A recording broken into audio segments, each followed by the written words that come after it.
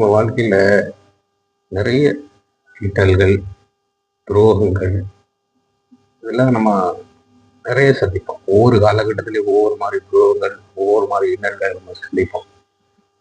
அதெல்லாம் கடந்து செல்வதுதான் நமக்கு நல்லது. மனசுல அதை வச்சுக்கிட்டே இருந்தீங்கன்னா வாழ்க்கையில நமக்கு நிம்மதி இருக்காது. கடந்த கால வாழ்க்கை என்னைக்குமே நினைச்சிட்டு இருக்க கூடாது. அடுத்த ஸ்டெப் எதிர்கால வாழ்க்கை தான் நம்ம நினைச்சு பயணிக்கணும். அதான் அவர் கவிஞர் அழகா சொல்றார்.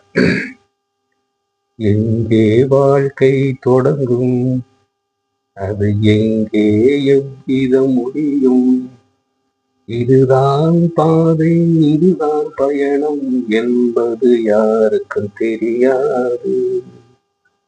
பாதையெல்லாம் மாறி வரும், பயணம் முடிந்துவிடும், மாறுவதை புரிந்து கொண்டால் மயக்கம் தெரிந்துவிடும்.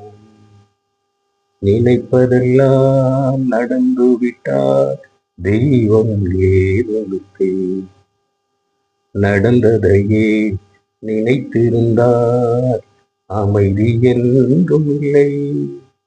அழகா சொல்லியிருக்கார் கவிஞர்.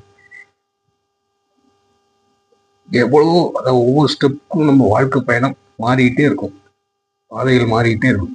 இந்த பாதை மாறுறது நம்ம புரிஞ்சு நம்ம போயாச்சுன்னா ஜெயிச்சிருவோம். நம்ம பாதை நம்ம போயிட்டு இருக்கும் பாதை மாறுது அப்படின்னா மாறுதலுக்கு ஏற்ற நம்ம மாறிக்கணும். மாறி அதை புரிஞ்சு நம்ம போனா வாழ்க்கையில ஜெயிச்சிருவோம். இந்த உலகத்துல மாற்றம் அது ஒன்றே மாறாது, பாக்கி எல்லாமே மாறும். இது 50 வருஷத்துக்கு முன்னாடி எப்படி இருந்தது, இன்னைக்கு நம்ம எப்படி இருக்கோம், இனி 50 வருஷத்துக்கு அப்புறம் எப்படி இருக்கும் இந்த உலகம் அப்படிங்கிறது யாருக்கும் தெரியாது. எவ்வளவு முன்னேற்றங்கள், எவ்வளவு டெக்னாலஜி. இது 50 வருஷத்துக்கு முன்னாடி இதெல்லாம் கிடையாது. டிவி கிடையாது, செல்போன் கிடையாது, ரேடியோ மட்டும் இருந்தது. அதுக்கு 30 வருஷம் முன்னாடி ரேடியோவும் கிடையாது. இப்போ எல்லாம் எவ்வளவு முன்னேற்றங்கள். காலங்கள் மாறிக்கிட்டே இருக்கு. அந்த மாற்றம் ஒன்றுதான் மாறாத உலகத்துல, வேற எல்லாம் மாறும். அதனால காலத்துக்கு ஏற்ப நம்மளும் மாறி மாறி வாழலாம். இனி 50 வருஷத்துக்கு மாதிரி நான் இருப்பேன்னா ஜெயிக்க முடியாது. காலத்துக்கு தந்தாலும் உங்க வாழ்க்கையை நீங்க மாற்றிக்கோங்க. நன்றி, வணக்கம்.